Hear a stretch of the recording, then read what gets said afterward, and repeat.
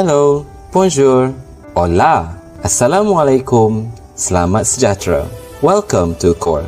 I'm Zain, your AI host for today. I'd like to go over a few points as a reminder to all audience on the etiquette of attending this webinar.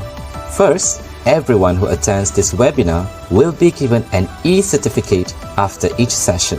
Therefore, do not forget to register your full name once the link for registration is open.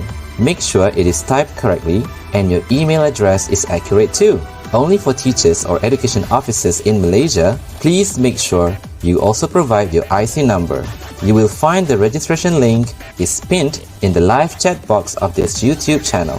Second, teachers from Malaysia, don't forget to also register your attendance in SPL KPM. The registration link will be released 10 minutes before the session is over. Third, we would love to hear from you during today's presentation. If you have any questions for our speaker, please feel free to send them through the YouTube live chat box. The speaker will be answering your questions by the end of the session. If we don't answer your questions during today's webinar, we will be sure to follow through afterwards. Fourth, be respectful of others. When communicating, please be polite. Impolite language will not be tolerated. An audience who are rude will be removed from the webinar. Finally, we would appreciate it if you could share today's webinar with others through your social networks. Thank you for taking time to listen to this announcement. See you again soon. Terima kasih. Arigato. Kamsahamnida.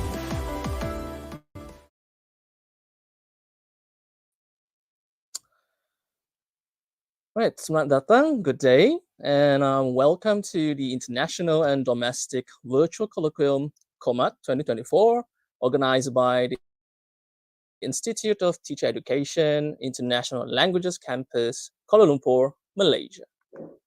Right, ladies and gentlemen, thank you for joining us today for COMAT 2024 live at EduWeb TV YouTube channel.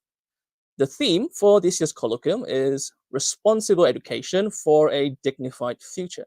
I'm David Tay, and I'm the moderator for today's colloquium series entitled Learning to Level Up Your Skills. Now, COMAT 2024 brings you 18 webinars with speakers from Malaysia and abroad. So this is the 8th series of our colloquium, and I hope you stay tuned till the end of the session. Now, allow me to introduce our panels for today's webinar. Please welcome our first panel, Dr. Nita Siderauda binti Amri, Head of the Malaysian Education Blueprint Delivery Management Unit. Now, Dr. Nita believes in facilitating impactful educational experiences for all educators and learners. She has extensive experience in charting various professional development pathways for teachers under the employment of Ministry of Education. Right? Please welcome her. Thank you, David. Thank you very much for the kind introduction. Yeah, thank you for the opportunity to discuss this critical aspect of our education system. Shall I just continue? Yeah. Now, I will have to introduce a few more people first. All right, that would be good. Thank you. But thank you so much. Right, next, let's welcome Dr. Nurul Fatni binti Abdul Shukur. So currently the Assistant Director at the Malaysian Education Blueprint Delivery Management Unit. Now, you would be interested to know that Dr. Fatni began as a teacher, then as a master teacher, before progressing into a scholar and now an administrator come assistant director. Now, we look forward to hearing about her vibrant and colorful professional pathways. All right, welcome, Dr. Fatni. Hello, Mr. David. Thank you for the wonderful introductions about myself. All right, thank you so much. And lastly, let's welcome our third panel, Mr. Muhammad Al Khalifa bin Muhammad Afnan, now the head of ICT department at Keningau Vocational College of Sabah. Right, Mr. Muhammad Al Khalifa holds a Guinness World Record for participating in the longest non-stop gaming event. He and 273 other gamers played for more than 40 hours straight during an event at Multimedia University in Malaysia in 2009. Right, so hi, Mr. Khalifa. Hi, David. Thank you. It's so glad to be here. It was like 2009 ago where we had that world record holder. So yeah, then again, Assalamualaikum and good morning, everyone. Ko Bisanagan also from Keningau Vocational College, Keningau, Sabah. All right, on behalf of the Secretariat, I bid you all welcome and I look forward to learning from you today. Now, back to the topic for our forum today. One central aspiration of the 21st century learning is for learners to become self-directed, self-aware, and self-driven. So this aspiration is reflected in many aspects of our present-day education system, our curriculum, our subsequent iterations, pedagogical approaches, and even the assessments formats that are geared towards said aspiration. Now, a very good example would be in our existing standard-based curriculum, KSSR and KSSM, learning how to learn skills are listed as one of the meta-learning skills, a key teaching and learning strategy. So what we would do today is to foreground learning to learn as a key multifaceted aspect of our theme, learning to level up your skills. I believe this discussion will benefit not only our students, but also teachers, parents, administrators alike. So our talk today is divided into 3 subtopics. Dr. Nita shall share about learning to learn from a top-down policy-making perspective. Mr. Khalifa will provide us with a counter perspectives of learning to learn from a grassroots bottom-up interpretation of said policy. And lastly, Dr. Fatni will complement both viewpoints by outlining how lifelong learning extends beyond the notions of learning to learn that addresses both top-down and emergent practices on the field. Now, without further ado, let's start with Dr. Nita.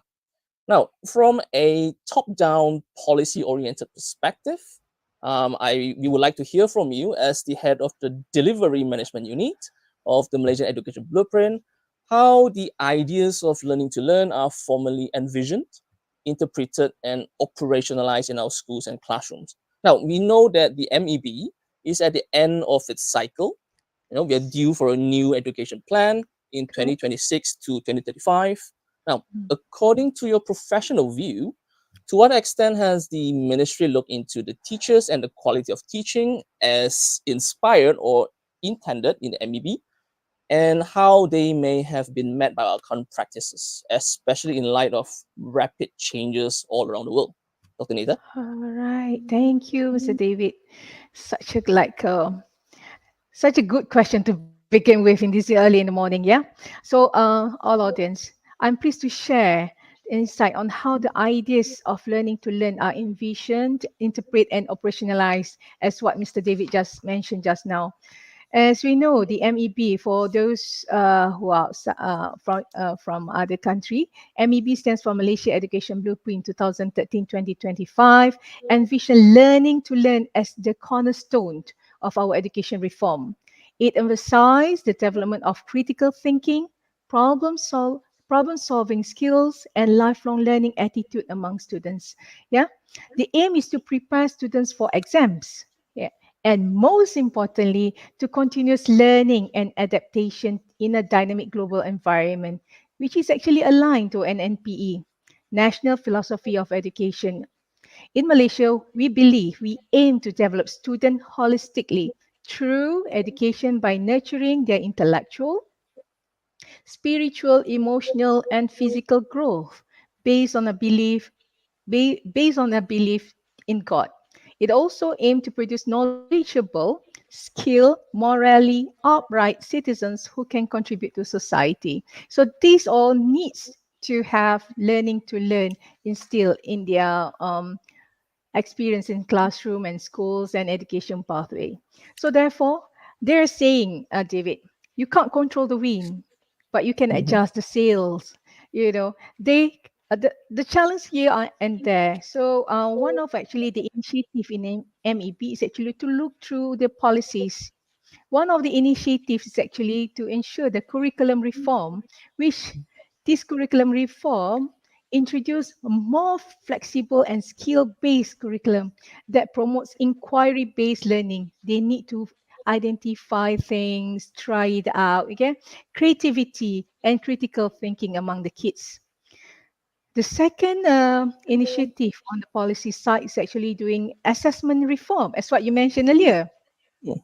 We shift from the rote memorizing to formative assessment that evaluates students' understanding for and of, yeah, and application of knowledge, yeah, during their learning.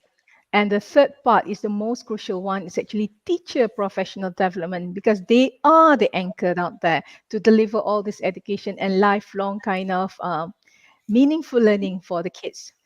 So therefore, continuous professional development programs aim at equipping the teachers with modern pedagogic skills, ability to foster a learning to learn culture in classroom. And also, we equip the teachers with agility and autonomy in administration. So the teachers need to be abreast with all the current issues, skills, and knowledge, so they can guide the learning to be more meaningful and actually abreast with the current world.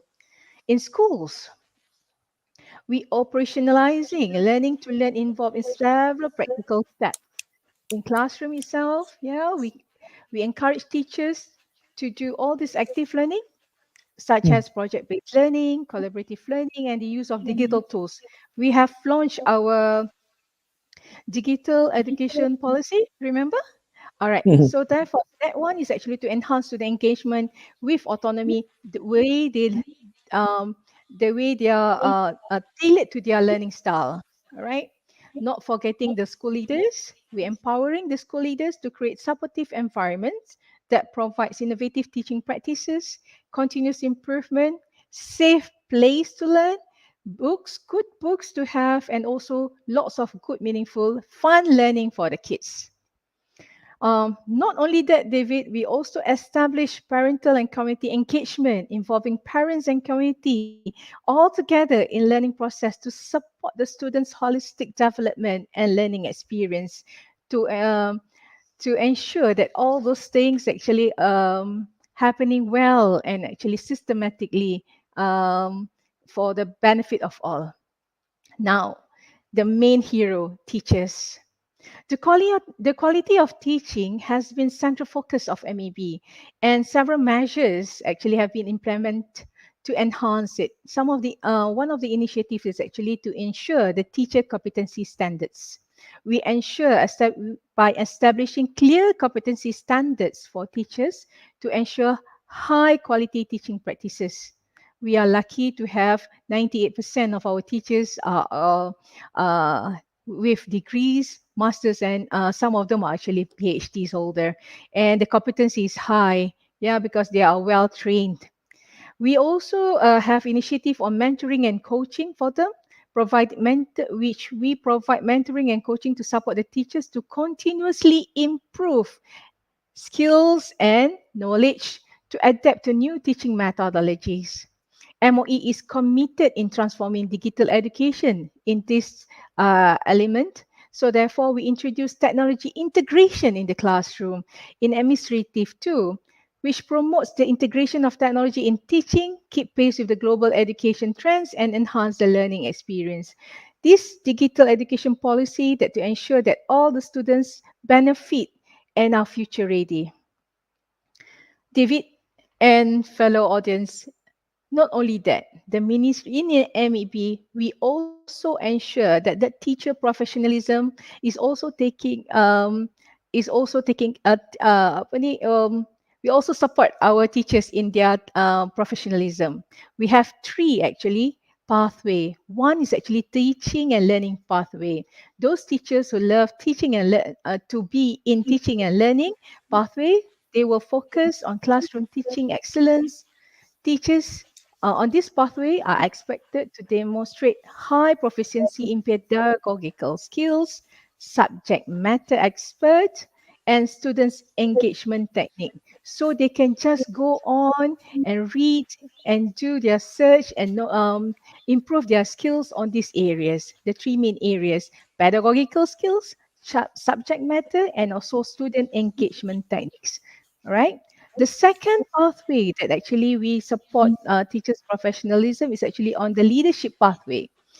Prepare teachers for leadership roles such as head teachers, principals, and education administrators, such as in and PPDs and also in Bahagian. These expectations, they are equipped with strong leadership skills, strategic planning abilities, and the capacity to lead school improvement initiative. So those who are into leadership and have talent and competency in it will be brushed up their skills by our institution in-house and also institute and in Sydney. There is another one is actually brewing. It's actually specialist pathway. This one will cover later. Yeah, when it is launched, then we explain more on the specialist pathway. Right, competency development, David, Mhm. and audience all is actually the play the most important thing in to ensure the learning to learn. We have to ensure that actually the CPD program, continuous professional development among our teachers and officers, are actually tailored to support teachers and administrative according to their grades and pathway. So we have a system actually to ensure that grade, for example, yeah, grade 41 to 44, they are actually on the entry, the mid-level of services. Their CPD will focusing on the pedagogical skills, classroom management, subject matter expertise, and they will given we will provide them with workshops, seminars, online courses, and peer learning communities. We even have actually a sharing platform, which is actually Delima, where the teachers provide things and can share things with others. Right? I believe everyone's actually have been into the Lima and can get material from there, and you can rate them the material whether it's actually a good material or not. Yeah. Another one, grade 48 to 52, which is actually senior level. Their CPD focus is actually on the advanced teaching techniques, educational leadership, and curriculum development. So they will be exposed to leadership training, advanced degree program, and international exchange program. So all in all, this is actually a stimulant for actually the teachers, the officers all over Ministry of Education to ensure their learning to learn is actually enhanced. Yeah. Well, with all this initiative, um, it is crucial to assess the extent of which our current practice align with the MEB aspiration. We have to ensure, well, because as what you said, we are approaching to the end Mhm. of Yeah. MEB, isn't it? So the adaptability of resilience, so that we have to ensure that teachers are adaptable and resilient in facing new challenges, such as a shift to online and hybrid learning models uh, during the unpredicted condition. See, they have to. And we have to ensure that there is a continuous improvement among them, yeah, and they have to always abreast with all those refined teaching practices, policies based on evolving needs and technological advancement. And they have to be future ready. They also have to abreast with the future ready skills, with the development of future among the students, such as digital literacy, emotional intelligence, and global awareness. All in all, David, MAB has actually aligned all those initiatives in three wave, and we are in the third wave, and we are looking into the quality of it and the quality, and we hope that our initiative and work done in 11 to 12 years is actually fruitful for all. All right, I think that is Hmm. to begin with. I think that's all. I pass to you. All right, thank you so much, Dr. Nita. It's not always that we get to hear someone, explaining the policies or meleraikan, to to analyze these policies to us on a grassroots level to make it very plain and clear to us. Thank you so much for explaining that to us. Now, we know that policies are very top down, they are very prescribed.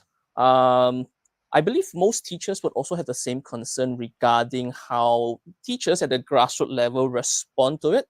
So for now, I would like to bring this to Mr. Khalifa. Right now, in your position as a teacher in college vocational, right now we have heard how Dr. Nita mentioned about the new blueprint coming up and how it's being assessed and stuff like that. Mhm. I'm interested to listen to your position as a teacher and how you respond to these structures in place, to these policies in place, particularly in the way you carry out your innovative projects, such as the KVC Nexus, the Good Games Project, the Eureka Hub. I understand that these initiatives have had a significant impact on your students, and it has contributed to your recognition as the 2022 Cambridge Dedicated Teacher Awards, right? So can you explain how these projects integrate into your understanding of learning to learn and how and what specific outcomes you have observed among your students as a result? All right. Assalamualaikum and good morning. But first of all, can you guys see my video? Because currently it's black screen. It's Can now it's up now. can you see my face, Yes. Mr. David? Oh, really? Yes. From A my very from my handsome side. one. Oh, really? I don't mean the presentation, but the video at the side. Video. Is it fine? Is it working fine? I'm still seeing your front page. Okay, never mind then. Something glitch happening, but then I just want to thank you, moderator, for your Yep. time and also your insights of learning to learn. So this is how I learn. Well, basically, this is how I learning to learn, and this is why it's one of the reasons that I made so many initiatives and so many projects for the students, for the schools, for the community, and also for the nationwide, well, international also, some of it. So basically I just got my Guru Chumalang last year, and I also have attended the 2024 Australia Awards in Melbourne and also in Adelaide to learn about more digital concept and digital preparations in TVET education system. But I think it can also be applied to mainstream schools in Malaysia. But anyhow, so for my definitions of learning to learn is consisted of self-directed learning, where basically um, well, we set goals on what to learn and also finding resource. We have these intrinsic motivations for us to learn. Basically, we just want to learn to improve ourselves.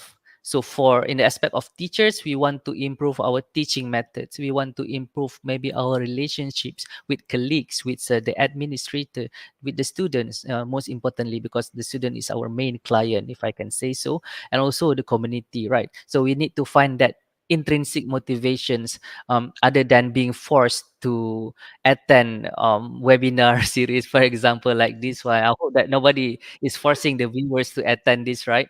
Even though I have messaged some of my friends to join this forcefully, but then and also yeah, we're able to reflect on our learning process, whether how do we learn best. So maybe for some teachers like me, we don't really like to stay on a webinar, on a workshop for too long at in one go, right?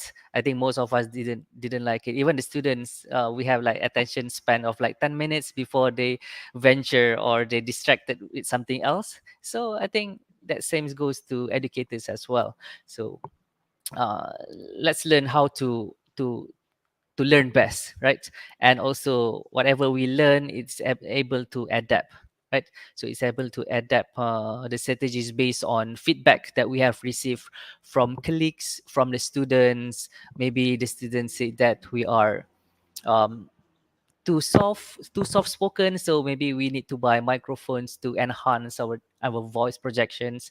That's a simple thing. Of course, there are lots of feedback that we can learn from each other.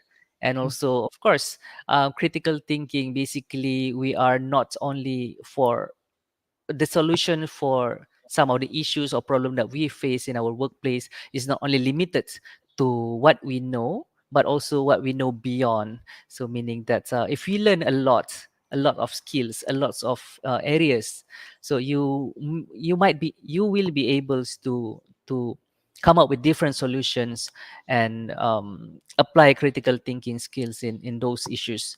And of course, lastly is collaborative learning. So as you can see in the picture, this is me with Asian delegates attending the House for Asian Australia Awards in Melbourne. And these are all collaborative learning where we learn each other on what to apply best in our own country, because on each country have their own issues in apply digitalizations in their respective education system. So does Malaysia, and so does Keninga Vocational College and other mainstream schools. So by learning how to collaborate and accepting criticism, feedbacks, positive reinforcements, and all, we can learn best. And also, this is why it's important for me. I think I don't want to go all six of them, but to me, it is for lifelong learning. Okay, so it's because that when we teach students, we want also to teach them not only for examinations, but also for them to apply the knowledge when they have graduated.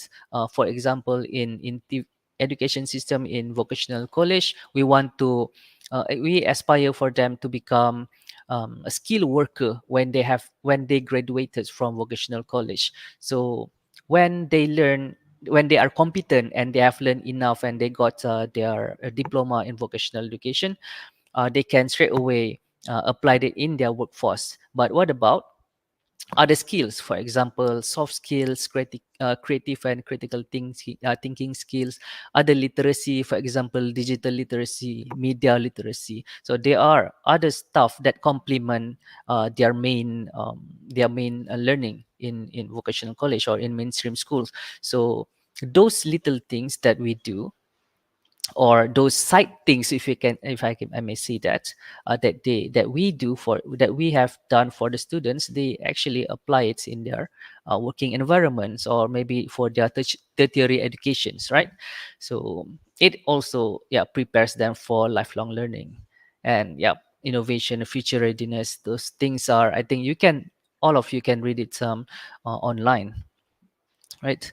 And well, it's all start with passions. If I learn best by doing, by showing. I think some of us also, they learn best by doing, right?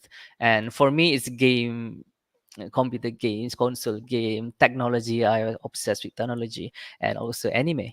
And then I'm a TESOL graduate, and of course, after we graduate, we become an English teacher, and also 101 tasks. But don't take it literally, okay?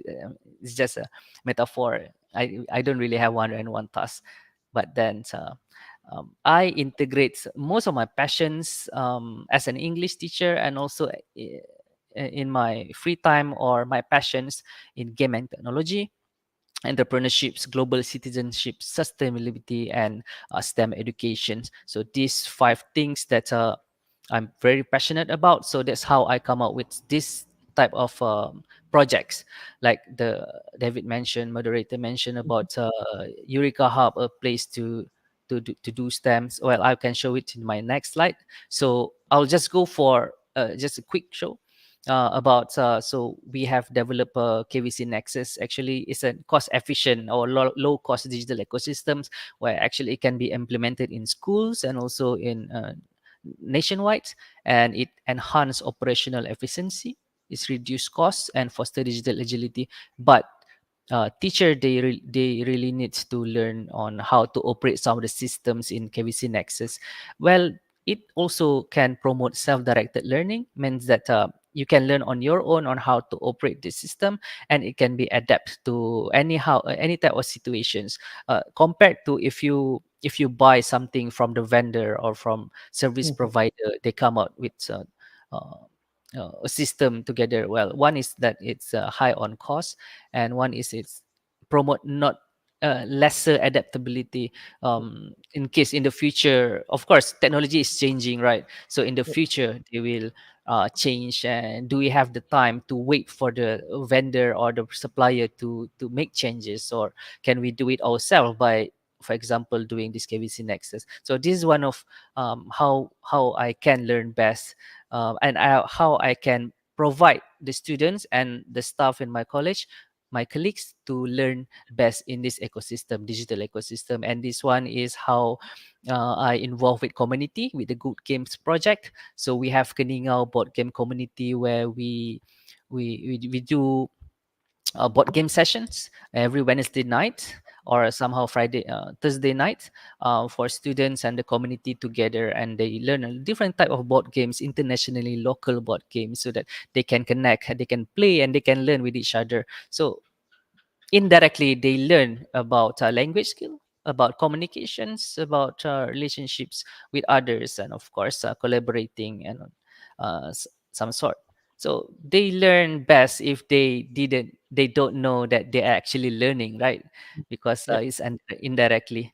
And also, this is Eureka Hub that we have initiated from 2020. It's a users-friendly space for everyone's at TVET institutions and even mainstream school, actually, to engage in STEAM activities without extensive setup or training. So we have received grant from the US embassies to set up a STEAM place, or maker space, and then we have set up everything in a sense that they can just come and explore explorations, if I say. They can explore things without worrying about the risk of broken things, and also without worrying about need to set up things. So, well, it promotes experimentations, it promotes reflections among the mentors who are in Eureka Hub, teaching the newcomers, and of course it promotes hands-on learning. So this little initiative um, make us well, it improve us continuously, right? Because everything have a expiry date. So well, when that technology expired or obsolete, then we have to replace it with new one. So it always continues to improve ourselves, and it also make us to reflect more on our teaching practice indirectly. So well, in class, I teach English as my main subject. So in class, I can also integrate it with technology in STEAM, in media literacy, and some more, because I have learned a lot from other places, and I think other teachers can do like that too, right? And of course, like I told you at the first slide, adaptability, and also it promotes innovation. Somehow, sometimes we don't really realize that we are doing innovation in the classroom, because innovation is not Mhm. just about products. It can become a lot of things. Maybe your system, the way you teach, is little small things that you teach, it also can be called as innovations. But sometimes we don't realize that, as long as it's beneficial to us and also for our clients, our students, or other people, then it is called an innovations. Of course, it also promote professional growth, so it's easy for you to retain or to improve on your portfolio, right? To For example, if you want to apply for any awards and digital awards, Guru Cemerlang, and we have lots of award for teacher. Thankfully, uh, this coming years, we have lots of awards for teachers, and of course, it's directly enhance student-centered learning, and it's promote collaboration. So these are some benefits that I would like to that I have shared with you guys. So um, I think that's all for now. For my learning to learn on how teacher can learn best. So thank you, David. All right, thank you, Khalifa. Now, it's really interesting that both you and Dr. Nita mentioned something about, making, um, how should I say it? It's very holistic, it's very comprehensive, and the way you prepare teachers to be is to education becomes more robust, especially in times that is so uncertain. Right, and it's also interesting to see how your ideas on learning to learn actually transcends the normal boundaries that maybe Dr. Nita and her colleagues initially thought of in their framing of the blueprint. And I think it shows in the way that your work, it shows in the fact that Kenninga Vocational College has been a serial winners of multiple awards, right? Best Teacher Awards, Best Student Awards, and I think it shows. And what you shared just now reminds me of a saying that if you do what you love, you would never have to work for a single day. And I think that translate really well into what you've just shared with us today. Right now, so just now we have heard about learning to learn from a top-down perspective, and we have also heard from Mr. Khalifa sharing from how it emerges from the ground up. And I would like us to take a step back and move away from this top-down, bottom-up perspective. And I'll direct this question to Dr. Fatni. Now, I'm quite interested to hear about your academic and professional journey. Your mantra on Instagram is learn continuously. I don't know if this is a coincidence or the secretary picked you up for this, but yeah, can you share with us about your journey? As you transition from being a student teacher to a teacher, and then becoming a chemistry master teacher or Guru Chumalang, and in that process, obtaining a PhD in curriculum instruction, and yeah, in short, what motivates you and drives you to learn unceasingly? All right. Thank you, Mr. David, for the very insightful questions to me. Welcome. The first thing first, the foremost that I can say that I'm a non-stop learner. So that is why, okay, I should start with introducing myself, okay, for the audience to know that why I became a non-stop learner. Because it started with this, okay, I have my own targets, okay, clear targets, okay, and life wisdom. So I have these three wisdoms, which are realist, dynamic, and constructivist. And do not be fear. If you have your own target, just proceed with your target. That's all. Okay, Mr. David. So a little bit about my achievement. So with that should be my driving factor or the forcing factors that force me, not also force, is actually to drive me to be a better me. Okay, starting from my service during 2019 until this is the peak achievement of mine.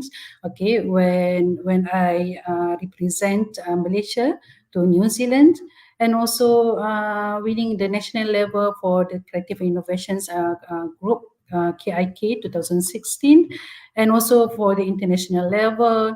And I won the for the runner-up for the University Malaya level for the UM3 minute thesis. For that poster, which is we can see, okay, learning is important, where we can see are we preparing our student to be a robot or a real scientist, okay.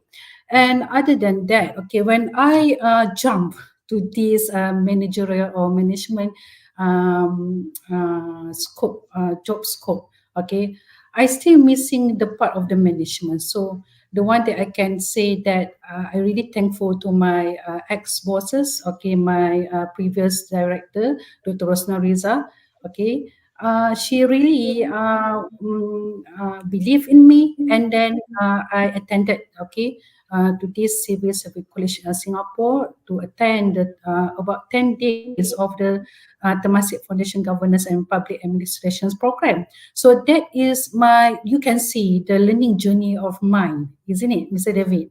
Okay, so yeah, this is my journey, okay, from the becoming from lecturer, chemistry lecturer, a young lecturer, and becoming an administrator or maybe the management field. So the one that I can share to all of you is actually we should stop comparing yourself to others. Okay, we should focus to our own progress and grow ourselves. Okay, and whatever it is, we should ask ourselves, what should we do more and what should we contribute more? So that is why I would like to share with all of you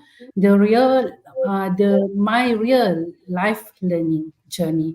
Okay, so this is my formal education journey. So I upgrade myself through two spectrum. Okay, first formal educations, and the second one on the job training educations. So as you can see, audience, okay, from my formal education pathway, it started from the SPM, from convent school until University Malaya. Okay, PhD in curriculum development, University Malaya. I got the GOT. Okay, it's actually 3 years there, not 2 years. Okay, sorry. And what we can see that is one of the things that accelerate, okay, my formal education pathway is during my master in educations. I have self-funded myself, okay, for that master degree study, and so with that should be the ticket for me to accelerate, okay, my formal education pathway. So as we can know that whatever pathway, whatever levels of your degree of study, we should really understand and clear what you will get. So that is why you can see here the outcomes and the spectrum, the outcome spectrum. So from the elementary educations until, okay, be focused on the master in education. When I started, okay, lecturing or teaching in the matriculations program, so I aware that chemistry is too abstract. I'm teaching chemistry. Chemistry is too abstract and sometimes a difficult subject to my students. So that is why my intention is to deepening my methodology in teaching. So that is why I took, okay, Master in Education in Curriculum and Instructions. And after the 8 years of teaching in the chemistry in the matriculations program, so I pursued my study in the PhD in education. So why in curriculum developments again and again? It's actually I have my intention to actually to revamp and to improve, okay, enhance the curriculums of the matriculations that has been, I can see that it's static. Okay, so that is back to the intentions to upgrade my content knowledge, my pedagogical content knowledge, 21st century skill and higher order skills, and personally to become more resilient in this education field. So that is the learning outcomes, or maybe the spectrums, as you can see. And from that, we can see the role that is changing from the teaching and learning pathway to the management pathway. So after finishing the PhD, okay, I took the challenge to change my pathway from teaching and learning to the management. So that is why I should add more skill, and that is come to the learning continuously. And whatever that we have from the formal educations, okay, we need to make sure that it is really applied into our real life applications. What I can see that is actually most people will learn some skills on the job during the onboarding process, or maybe they need a very structured, systematic, on-job specific technical skills. So that is why I would like to share with all of you, okay, this is the learning on the job, okay, training for myself. As we can see that, okay, this is my 15 years in service, okay, 14 years in the matriculations program. So that is very a specific program that I just focusing on the matriculations program, matriculations policy, matriculation students, and so on. So, but what we can see here from this chart here, we can see after, okay, I jump or I change my comfort zone, very comfort zone, 14 years in the matriculations program, I jump to the delivery management unit. It is my learning gaps there. What is that? Holistic education and planning. And what we can see within my 8 years, after 8 years, and during my PhD study and so on, there are still the learning gaps there, R&D skills, managerial skills, and so on. So whatever it is, audience, okay, ladies and gentlemen, we should clear, okay, at what stage, at what level you are now, okay, you should know what should you gain, what should you improve, and what should you enhance, isn't it, Mr. David? So during my 8 years teaching the chemistry, teaching matriculations program, I do really clear with this continuous professional development. That is why thank you for the Malaysia's Education's Blueprint that offers us or shows to us, okay, a clear pathway, okay, what should we do for the maybe starting from the DG41 and so on. So we should have this CPD, specific CPD, competency development, elective provided by MOE. But once you start your PhD or what, you should know to improve your R&D skills, maybe higher order skills or the social skills, okay. And once you jump, okay, into the management sector, you should know how to improve your policy, strategic management skill, and so on. And one thing that is very funny for me when I change, okay, the pathway from the teaching and learning pathway to the management pathway is on how I try to write the memo and also the surat rasmi. Okay, so that also the learning gap for me, that the one that I can, I need to lower down my ego, lower down my estimation, that I need to relearn, okay, how to write the correct memo with the correct format. Okay, so what else? Okay, so but there's still a challenge. Okay, for me, I still have a 15 years of service. So what will be waiting for me for 15 years ahead? About my career, about my learning and seniority and talent growth. So that should be, the accountability is back to me and also the MOE, I guess. Okay. So from that, we can see that is the real experience by me. So ladies and gentlemen, I would like to actually to share with all of you, we should dare to shift our learning curves. Okay, that motto, dengan pendidikan boleh mengubah kehidupan kalian, that is from my mother. My mom always said that by education, whatever it is, you can change your life, you can transform your life. So that is why, back to this motto, I would like to share with all of you. Okay, do not ever stop learning. Okay, and improve yourself. So how we are going to improve, or maybe to shift our learning curves. So as we can see, these are the perfect learning curves, okay? But are you there to shift your learning curves? And I would like to start with questions now. Why? Is that about your personal targets, your career development, for your family income and well-being, or maybe what are the learning that skills that you want to improve, or what for what on the job skills, upgrading your formal education level from bachelor first degree to the master degree and so on, and added values or entrance skills, and how is actually is it will trigger you or drive you. Is actually you should focus what are the driving factors, your burning platform, and maybe the clear pathway, whether you want to choose, maintain, or retain in the teaching and learning pathway, or management, as like me, okay? Or maybe you upgrade your formal education level and upgrade your knowledge and skills, okay? So other than that, okay, so how to shift your learning curves? So the normal learning curve is that actually it's not so perfect, it's not so like exponential or linear or what. So you should know, okay, you start with your target and get out from your comfort zone. Your comfort zone will kills you, will kills your creativity and also your thinking skills. Okay, so that is why I dare to challenge myself to jump, okay, from matriculation program to the holistic one, that which is delivery management unit. And you should know how to find beyond the norm, dare to change, and brave to act.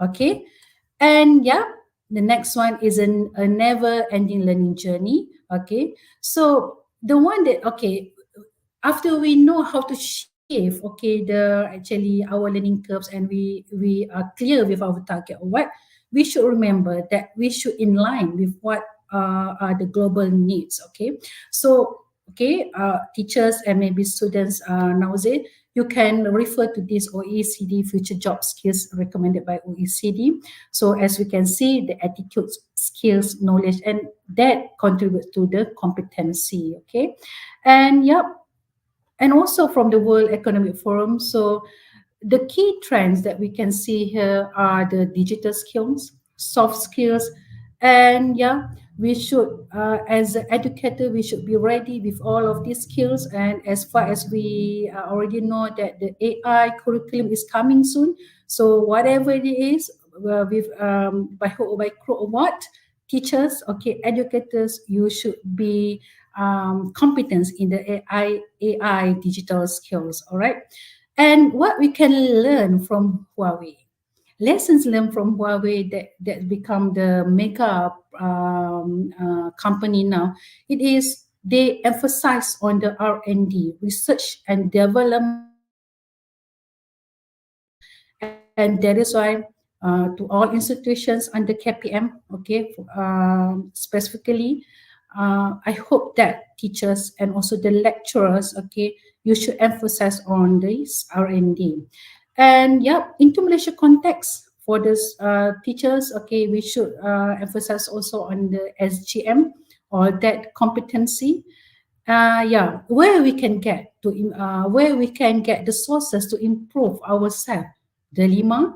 And also in the Intan offers the EPSA, e-Pembelajaran Sektor Awam, DTIMS, okay, from Intan also. And now it's currently will be happening in June, the National Training Week by Kesuma, Kementerian Sumber Manusia.